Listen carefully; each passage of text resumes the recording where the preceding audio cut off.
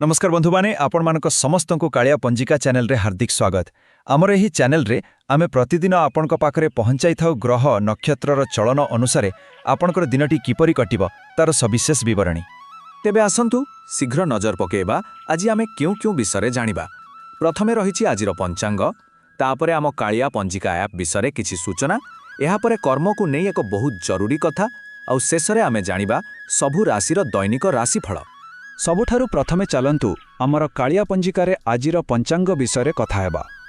आज हेउची 2026 मसीहा जनवरी मास 27 तारिख मंगलवार, आओ ओडिया पंजिका अनुसारे मकर मास 14 दिन। आजिर एही पवित्र दिनटी संकटमोचन प्रभु हनुमानंकु समर्पित। अच्छा, आजिर पंचांग कौन कहूची देखिबा। तो तिथि रहिछि शुक्ला पक्षर नवमी, आउ एहा संध्या 7:05 पर्यंत रहिबो। तापरे दशमी तिथि आरंभ हेबो। नक्षत्र कथा कहिबाकु गले सकाळ 11:08 पर्यंत भरणी नक्षत्र रहिबो, आउ तापरे परे कृतिका नक्षत्र लाडी जिवो। जोग रहिछि शुक्ल जोग एवं करण बाल्लव रहिछि। गोटिए कथा मने रखिबे, आज उत्तर दिगरे दिगशूल रहुछि, तेणु एही दिगरे यात्रा न करिबा ही भल। आजिर दिनर सबुठु खास कथा हेउछि सकाळ 11:08 परठारु दुईटी शक्तिशाली जोग आरंभ हेउछि। गोटिए हेला सर्वार्थ सिद्धि जोग, आउ अन्यटी हेला रवि जोग। एही जोगगुड़िक एते शुभ जे एही समय रे आपण जो भी काम आरंभ करिवे सेथिरे सफलता मिलिबा एक प्रकार निश्चित।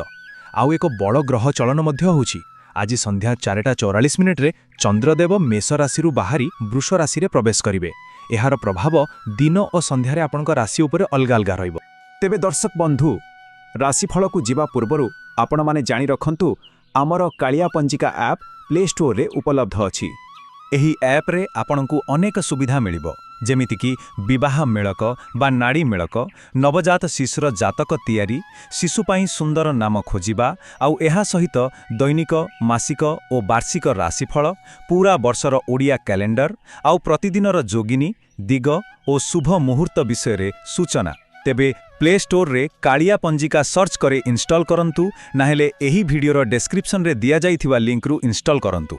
तेबे चलंतु आरंभ करिबा आजिर राशिफल। किंतु ता पूर्वरु मो आपनको एक अति गुरुत्वपूर्ण कथा कहिबाकू चाहे। आजिर एही राशिफल आपनको केवल एक दिग देखाए। केहू कामरे सावधान रहिबे आउ केहुथिरे धैर्य रखिबे, एहा केवल तार एक संकेत। किंतु एहार उद्देश्य आपनको भयभीत करिबा नुहे, बरं सचेतन करिबा। स्वयं भगवान श्रीकृष्ण गीतारे कहिचंती, कर्मणेवाधिकारस्ते मा फलेषु कदाचन, अर्थात कर्म करिबारे ही आमर अधिकार अछि, फल उपरे नुहे। तेणु मने रखंतु, राशिफल केवल बाट देखाए, किंतु भविष्यत तैयारी करे आपणकर कर्म और आत्मविश्वास। तेणु निज उपरे भरोसा रखंतु, दिन निश्चय भल हेबो। तेबे चलंतु एही सकारात्मक चिंताधारा सह आरंभ करिबा आजिर राशिफल। आसंतु एबे आमर 12टी राशि पई आजिर दिन कोन कहूछि से विषय रे विस्तार रे जानिबा। चलंतु एबे आमर कालिया पंजिकारे मेष राशि विषय रे कथा हेबा। आज संध्या 4:44 पर्यंत चंद्र आपणक निज राशि रे ही अछंती। एहार अर्थ आपण प्रचुर ऊर्जा और आत्मविश्वास रे भरपूर रहिबे। काम करिबा जागारे आपणकर प्रभाव बढ़िबो। किंतु संध्या परे चंद्र आपणकर धन स्थान को जाउछंती, तेणु सावधान। हठात खर्च बढ़ी पारे, आउ परिवार रे कथावार्ता बेले टिके संयम रखिबा जरूरी। स्वास्थ्य भल रहिबो। आजिर प्रतिकार स्वरूप हनुमान को बुंदी प्रसाद अर्पण करंतु। तेबे एहा थिला मेष राशिर आजिर राशिफल। प्रभु जगन्नाथ आपणकर मंगल करंतु। जय जगन्नाथ। चलंतु एबे आमर कालिया पंजिकारे वृष राशि विषय कथा हेबा। आपणक पई संध्या परर समयटा बहुत भल रहिबो। दिन बेले चंद्र द्वादश भावरे माने खर्च घरे थिबारु किछि मानसिक चाप किंबा अजथा दौड़ा दौड़ी लागि रहि पारे। किंतु भल खबर हेउची संध्या 4:44 परे चंद्र जेतेबेले आपणकर राशि को आसीबे, आपणको बहुत मानसिक शांति मिलिबो। कौनसी जरूरी काम करिबा पई द्विपहरर सर्वार्थ सिद्धि जोगर लाभ निश्चय उठांतु।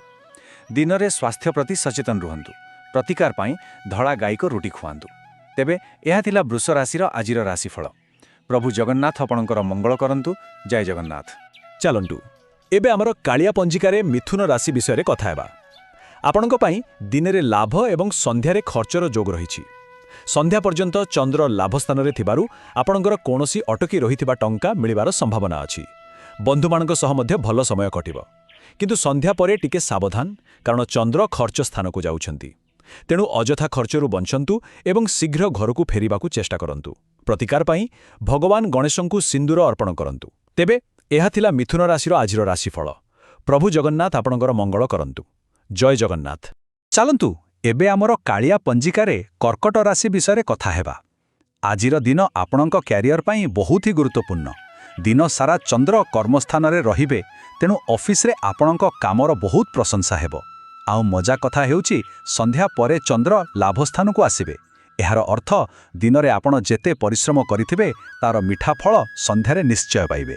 ବ୍ୟସ୍ତତା ଭିତରେ ସ୍ୱାସ୍ଥ୍ୟ ପ୍ରତି ଟିକେ ଧ୍ୟାନ ଦିଅନ୍ତୁ। ପ୍ରତିକାର ପାଇଁ ଶିବଲିଙ୍ଗରେ ଜଳ ଅର୍ପଣ କରନ୍ତୁ। ତେବେ ଏହା ଥିଲା କର୍କଟ ରାଶିର ଆଜିର ରାଶିଫଳ। ପ୍ରଭୁ ଜଗନ୍ନାଥ ଆପଣଙ୍କର ମଙ୍ଗଳ କରନ୍ତୁ। ଜୟ ଜଗନ୍ନାଥ। ଚାଲନ୍ତୁ ଏବେ ଆମର କାଳିଆ ପଞ୍ଜିକାରେ ସିଂହ ରାଶି ବିଷୟରେ କଥା ହେବା। ଆଜି ଭାଗ୍ୟ ଆପଣଙ୍କର ସମ୍ପୂର୍ଣ୍ଣ ସାଥ ଦେବ। ଦିନରେ ଚନ୍ଦ୍ର ଭାଗ୍ୟ ସ୍ଥାନରେ ଥିବାରୁ ଧାର୍ମିକ କାର୍ଯ୍ୟରେ ମନ ଲାଗିବ। ସନ୍ଧ୍ୟା ପରେ ଚନ୍ଦ୍ର କର୍ମସ୍ଥାନକୁ ଆସିବେ, ଯାହାଫଳରେ ବାପା କିମ୍ବା କୌଣସି ବରିଷ୍ଠ ଅଧିକାରୀଙ୍କର ସହଯୋଗ ମିଳିବାର ସମ୍ଭାବନା ଅଛି। ଆଉ କୃତ୍ତିକା ନକ୍ଷତ୍ର ଯୋଗୁଁ ଆପଣଙ୍କର ପ୍ରଭାବ ଆହୁରି ବଢ଼ିବ। ପ୍ରତିକାର ପାଇଁ ସୂର୍ଯ୍ୟଦେବଙ୍କୁ ଜଳ ଅର୍ପଣ କରନ୍ତୁ। ତେବେ ଏହା ଥିଲା ସିଂହ ରାଶିର ଆଜିର ରାଶିଫଳ। ପ୍ରଭୁ ଜଗନ୍ନାଥ ଆପଣଙ୍କର ମଙ୍ଗଳ କରନ୍ତୁ। ଜୟ ଜଗନ୍ନାଥ। ଚାଲନ୍ତୁ ଏବେ ଆମର କାଳିଆ ପଞ୍ଜିକାରେ କନ୍ୟା ରାଶି ବିଷୟରେ କଥା ହେବା। ଆଜି ଦିନର ପ୍ରଥମ ଭାଗରେ ଟିକେ ସତର୍କ ରହିବାକୁ ପଡ଼ିବ, କିନ୍ତୁ ଚିନ୍ତା କରନ୍ତୁନି, କାରଣ ସନ୍ଧ୍ୟା ଆପଣଙ୍କ ପାଇଁ ଭାଗ୍ୟ ନେଇ ଆସୁଛି। ସନ୍ଧ୍ୟା ପର୍ଯ୍ୟନ୍ତ ଚନ୍ଦ୍ର ଅଷ୍ଟମ ଭାବରେ ଅଛନ୍ତି, ତେଣୁ ଗାଡ଼ି ସାବଧାନରେ ଚଳାନ୍ତୁ ଆଉ କାହା ସହ ଯୁକ୍ତିତର୍କ କରନ୍ତୁ ନାହିଁ। ସନ୍ଧ୍ୟା 4:44 ପରେ ଚନ୍ଦ୍ର ଭାଗ୍ୟସ୍ଥାନକୁ ଆସିବା ମାତ୍ରେ କୌଣସି ଶୁଭ ଖବର ମିଳିପାରେ। ସ୍ୱାସ୍ଥ୍ୟ ପ୍ରତି ଧ୍ୟାନ ଦିଅନ୍ତୁ। ପ୍ରତିକାର ପାଇଁ ସବୁଜ ମୁଗ ଡାଲି ଦାନ କରନ୍ତୁ। ତେବେ ଏହା ଥିଲା କନ୍ୟା ରାଶିର ଆଜିର ରାଶିଫଳ। ପ୍ରଭୁ ଜଗନ୍ନାଥ ଆପଣଙ୍କର ମଙ୍ଗଳ କରନ୍ତୁ। ଜୟ ଜଗନ୍ନାଥ। ଚାଲନ୍ତୁ ଏବେ ଆମର କାଳିଆ ପଞ୍ଜିକାରେ ତୁଳା ରାଶି ବିଷୟରେ କଥା ହେବା। ଆପଣଙ୍କ ପାଇଁ ଆଜିର ପରାମର୍ଶ ହେଉଛି ନିଜ ଜୀବନସାଥୀ କିମ୍ବା ବ୍ୟବସାୟିକ ପାର୍ଟନରଙ୍କ କଥା ଶୁଣିବା ଲାଭଦାୟକ ହେବ। ଦିନରେ ଚନ୍ଦ୍ର ସପ୍ତମ ଭାବରେ ଥିବାରୁ ଦାମ୍ପତ୍ୟ ଜୀବନ ଓ ପାର୍ଟନରସିପ୍ ଭଲ ରହିବ, କିନ୍ତୁ ସନ୍ଧ୍ୟା ପରେ ଚନ୍ଦ୍ର ଅଷ୍ଟମ ଭାବକୁ ଯିବେ, ତେଣୁ ସ୍ୱାସ୍ଥ୍ୟ ବିଶେଷ କରି ପେଟ ସମ୍ବନ୍ଧୀୟ ସମସ୍ୟା ପ୍ରତି ସଜାଗ ରୁହନ୍ତୁ। ଆଜି ନୂଆ ଋଣ ନେବାଠାରୁ ଦୂରେଇ ରୁହନ୍ତୁ। ପ୍ରତିକାର ପାଇଁ ମନ୍ଦିରରେ ମିଶ୍ରି ଦାନ କରନ୍ତୁ। ତେବେ ଏହା ଥିଲା ତୁଳା ରାଶିର ଆଜିର ରାଶିଫଳ। ପ୍ରଭୁ ଜଗନ୍ନାଥ ଆପଣଙ୍କର ମଙ୍ଗଳ କରନ୍ତୁ। ଜୟ ଜଗନ୍ନାଥ। ଚାଲନ୍ତୁ ଏବେ ଆମର କାଳିଆ ପଞ୍ଜିକାରେ ବିଛା ରାଶି ବିଷୟରେ କଥା ହେବା। ଆଜି ଆପଣଙ୍କର ଶତ୍ରୁମାନେ ଆପଣଙ୍କ ଆଗରେ ମୁଣ୍ଡ ନୁଆଇବେ। ବିଜୟ ଆପଣଙ୍କର ହିଁ ହେବ। ଦିନରେ ଚନ୍ଦ୍ର ଷଷ୍ଠ ଭାବରେ ଥିବାରୁ କୋର୍ଟ କଚେରୀ ମାମଲାରେ ସଫଳତା ମିଳିବାର ସମ୍ଭାବନା ଅଛି। କାମ କରିବା ଜାଗାରେ ଆପଣଙ୍କର ଦବଦବା ରହିବ। ସନ୍ଧ୍ୟାରେ ଚନ୍ଦ୍ର ସପ୍ତମ ଭାବକୁ ଆସିବେ। ଯଦି ଅବିବାହିତ ଅଛନ୍ତି ତେବେ ବିବାହ ପ୍ରସ୍ତାବ ମଧ୍ୟ ଆସିପାରେ। ପ୍ରତିକାର ପାଇଁ ହନୁମାନ ଚାଳିଶା ପାଠ କରନ୍ତୁ। ତେବେ ଏହା ଥିଲା ବିଛା ରାଶିର ଆଜିର ରାଶିଫଳ। ପ୍ରଭୁ ଜଗନ୍ନାଥ ଆପଣଙ୍କର ମଙ୍ଗଳ କରନ୍ତୁ। ଜୟ ଜଗନ୍ନାଥ। ଚାଲନ୍ତୁ ଏବେ ଆମର କାଳିଆ ପାଞ୍ଜିକାରେ ଧନୁ ରାଶି ବିଷୟରେ କଥା ହେବା। ଆଜିର ଦିନଟି ଛାତ୍ରଛାତ୍ରୀମାନଙ୍କ ପାଇଁ ଏକଦମ ସୁବର୍ଣ୍ଣ ଦିନ। ଚନ୍ଦ୍ର ପଞ୍ଚମ ଭାବରେ, ଯାହା ବିଦ୍ୟା ଓ ପ୍ରେମର ସ୍ଥାନ, ସେଠାରେ ଥିବାରୁ ପାଠପଢ଼ାରେ ଏକାଗ୍ରତା ବଢ଼ିବ ଆଉ ପ୍ରେମ ସମ୍ପର୍କରେ ମଧ୍ୟ ଉନ୍ନତି ହେବ। କିନ୍ତୁ ହଁ, ସନ୍ଧ୍ୟା ପରେ ଚନ୍ଦ୍ର ଷଷ୍ଠ ଭାବକୁ ଯିବେ, ସେତେବେଳେ ନିଜ ବିରୋଧୀଙ୍କଠାରୁ ଟିକେ ସତର୍କ ରହିବେ। ପ୍ରତିକାର ପାଇଁ କପାଳରେ କେଶରର ତିଳକ ଲଗାନ୍ତୁ। ତେବେ ଏହା ଥିଲା ଧନୁ ରାଶିର ଆଜିର ରାଶିଫଳ।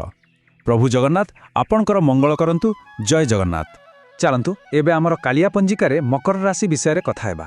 ଆଜି ଆପଣଙ୍କୁ ଘରେ ବହୁତ ଶାନ୍ତି ମିଳିବ। ଦିନରେ ଚନ୍ଦ୍ର ଚତୁର୍ଥ ଭାବରେ ମାନେ ସୁଖ ସ୍ଥାନରେ ଥିବାରୁ ପାରିବାରିକ ସୁଖ ଓ ମାନସିକ ଶାନ୍ତି ଅନୁଭବ କରିବେ।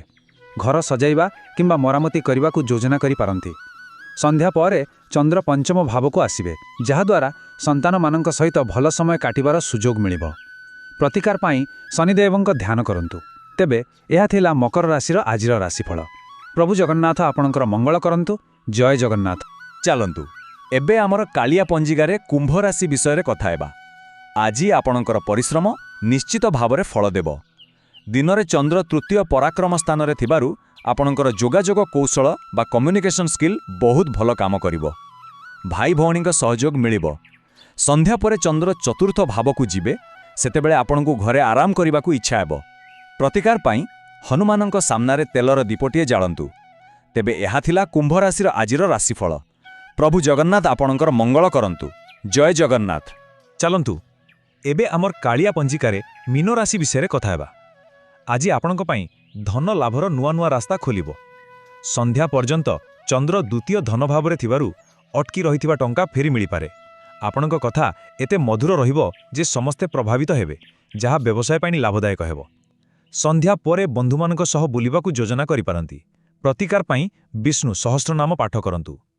ତେବେ ଏହା ଥିଲା ମୀନ ରାଶିର ଆଜିର ରାଶିଫଳ। ପ୍ରଭୁ ଜଗନ୍ନାଥ ଆପଣଙ୍କର ମଙ୍ଗଳ କରନ୍ତୁ।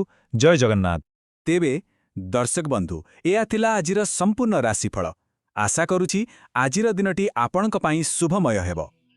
ଆସନ୍ତାକାଲି ପୁଣି ଏକ ନୂଆ ପଞ୍ଚାଙ୍ଗ ସହ ଦେଖାହେବ। ସେ ପର୍ଯ୍ୟନ୍ତ ବିଦାୟ ନେଉଛି। ଜୟ ଜଗନ୍ନାଥ।